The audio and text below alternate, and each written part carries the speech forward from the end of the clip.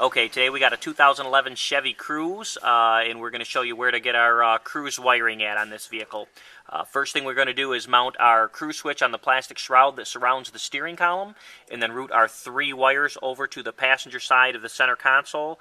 There's going to be a black cover that's just held in by clips, and then you'll be looking at what we've got here. So we've got 3 wires, black ground, a blue power, and a green Cruze input wire. So what we're going to do first is remove the green connector from the BCM. And then once we get that out, we've got 2 wires that we're interested in. Pin 5 is a purple with a yellow, and that's our power input. And then pin 9 is going to be a gray with a green, or you may not have anything at all in pin 9, and we do not. So if you do not have a wire in pin 9, then you have to insert the brown cruise control pin that comes in the kit into that position.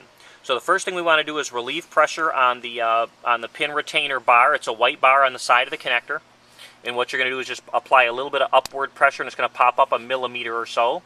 Once you hear that snap up, then go ahead and insert your brown wire into position 9, and it should slide in pretty smoothly. Should bottom all the way out. You should feel it hit the bottom. Once it's bottomed out, you can actually turn the connector around.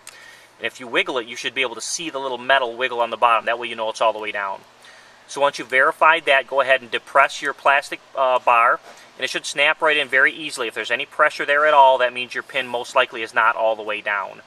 Once you've got that connected, then just go ahead and connect your brown wire to the green Cruze wire, and they should have 2 mating connectors. And then now we want to locate that purple with the yellow stripe. That should be pin 5. We've already T-tapped that there.